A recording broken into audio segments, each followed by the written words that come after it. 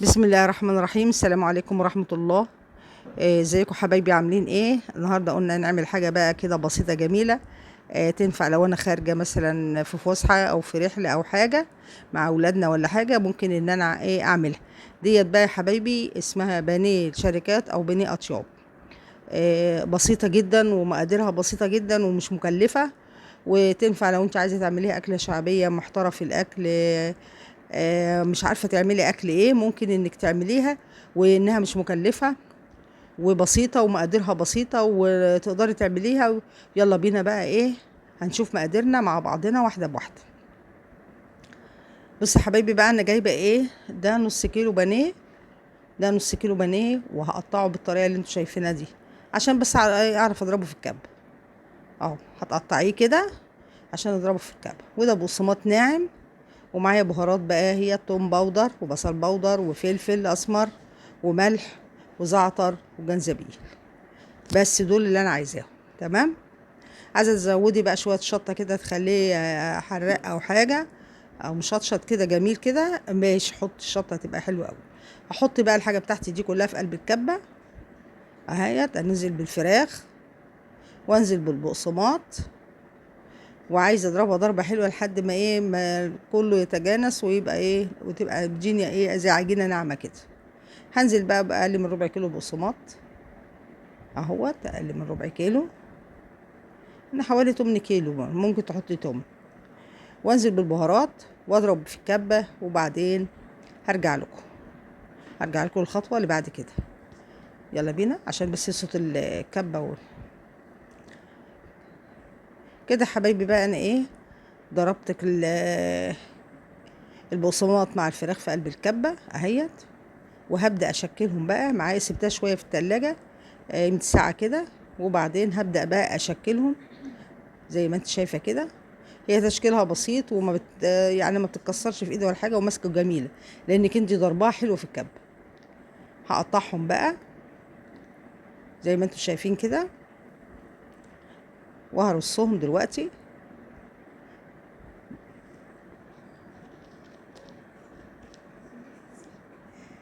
هجيب شويه ميه اهي زي ما انتم شايفين، وهجيب دوت اسمه كريسبي بيتباع عند العطار. لا، هنزل بالقطعه بتاعتي في قلب الميه عشان يعني تاخد من الكريسبي دوت علشان يظبط فيها يعني. اهو. خلي بالكم ما تحطيش ايدك، علشان لو هيلزق معاكي مش هتتحكمي فيه يعني. وبصي يا حبايبي بقى، لو الكريسبي دوت ندى منكم في ميه ولقيتيه كده، ممكن ترجعي لي الكبه تاني وتضربيه تاني وترجعي، بيبقى يرجع زي ما كان. ماشي اهو. وانا اصلا لما جبته ضربته بشويه في الكبه عشان ينعم شويه، لانه بيبقى خشن قوي. عايزه يكون برضو مقرمشه اكتر، ممكن ترجعيها تاني للميه وترجعي تاني وتبدريها بالطريقه دي. تمام. اهو ده المطلوب بقى. بس كده. هحطها بقى وهعمل كمان واحده اهي. هقطع واحده ثانيه. على فكره بتقطع كتير، بتعمل كميه حلوه، يعني بيعمل كميه حلوه واحلى من اللي انت هتشتريه من بره 100 مره، ونظافه، وتبقي ضامنه الحاجه اللي انت بتعمليها لاولادك، سواء الفراخ سواء البقسماط والحاجه الاضافات اللي بتتحط عليها. هعمل برضو هي كمان واحده اهيت، هنزلها برضو في الميه اهيت. ما تخافيش منها، هي ما تنزل ميه مش لا هتفك ولا حاجه، هي ماسكه نفسها زي ما انتم شايفين اهو. وهرجع برضو بيها ابدرها كده الريسبي بتاعي، هبدرها تبديره حلوه كده. وزي ما قلت لكم بقى، لو عايزين الكميه تبقى اكتر بقى هرجعها تاني للميه ارجع ابدرها من جديد تاني. تمام اهو. هعملها بالميه تاني اهو، وبرضو هرجع احطها تاني تقوم تشرب تاخد اكتر وتبقى مقرمشه اكتر. هتلاقيها كلها مقرمشه خالص.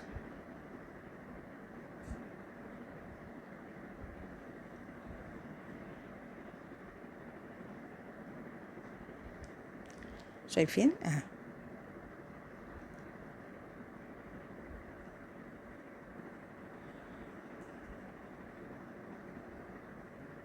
كده. هعمل بقى الكميه كلها وارجع لكم. شايفه عملت حبه قد ايه؟ ده من نص كيلو صدور فرخه، صدور فراخ يعني اهو. عملت لي الكميه الحلوه ديت، هتكفي غدوه حلوه وهتبقى جميله وهتعجب اولادنا ان شاء الله.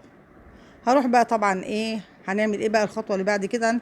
هنروح على البوتاجاز وهنجيب الزيت بتاعنا وهنقلي الكميه بتاعتنا دي كلها مع بعضنا، وهو ايه، وهنشوفها خطوه بخطوه. هنروح بقى ايه، هنحط طبعا هيبقى ايه، نجيب طاسه وهنحط فيها زيت يكون ايه، لازم يسخن زي ما انت شايفه كده. ما اتحط الزيت يسخن واروح منزله. خلي بالك هي ما بتاخدش سوا، هي بتتقلب بسرعه لانها ايه يعني كلها فراخ مفرومه وكده، وبقوا فيها بقسماط، فيا دوبك ايه بتلون على طول وبتلاقيها استوت على طول، علشان ما تنحرقش منك. خدي بالك كده. وهقلبها، افضل اقلبها. هو احط تاني لو عايزه.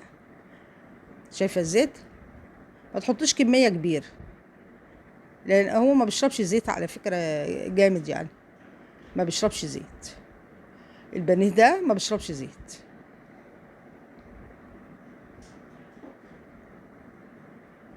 اهو شايفه. هبدا احمر بقى فيها كده وما بياخدش وقت زي ما انا قلت لكم.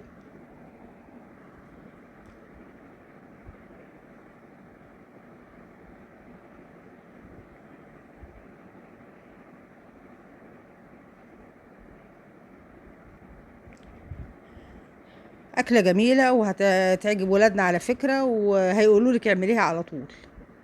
اهي ابدا اقلب بقى زي ما انا قلت لكم. انا بصي انا ماشيه معاكي بالفيديو زي ما المده اللي انا حطيتها في قلب النار بالظبط، يعني ما قطعتش حاجه من الفيديو، علشان تعرفوا ان هو ما بياخدش وقت، ما بياخدش وقت في القليه، سريع جدا. ما بياخدش. ممكن بقى تعملي كميه وتشيلها في الفريزر، تاخدي على قدك وتشيليهم في طبق فوين وتلفيهم الاسترتش وتحطيها في الفريزر. وقت ما تعوزيها يكوني مستعجله ولا حاجه، ممكن تطلعيها وتسيبيها نص ساعه بره وتبداي تقلي فيها. بتبقى حلوه قوي برده وسريعه للي هم الموظفين والناس اللي ما عندهمش وقت. ممكن يجيبوه زي ما بقول لكم ويحطوه في الفريزر وهو معمول جاهز تمام كده، ويتحط في الفريزر، وما تعوزيه تطلعي وتقلي على قدك او على قد ولادك. او حتى هم رايحين المدرسه الصبح دي ممكن تعملي لهم سندوتشات في كايزر او في عيش فينو، بتبقى حلوه قوي قوي برده. وكده يا حبايبي بقى هكمل الباقي وارجع لكم بعد ما اخلص ان شاء الله. وكده بقى ايه، بعد ما خلصت الآلية، شايفه منظره جميل ازاي، تحفه وطعمه جميل. يا ريت تجربوه ان شاء الله هيعجبكم. وزي ما قلت لكم هو يعتبر شعبي لانه مش مكلف. ودوت كانت وصفتنا النهارده، ونتقابل ان شاء الله في وصفه جديده. وانا مستنيه تعليقاتكم، تقولوا لي ايه رايكم، ما تجربوها ان شاء الله. وانا مستنيه تعليقكم. ومع السلامه حبايبي، والسلام عليكم ورحمه الله وبركاته. ونتقابل ان شاء الله في فيديو جديد.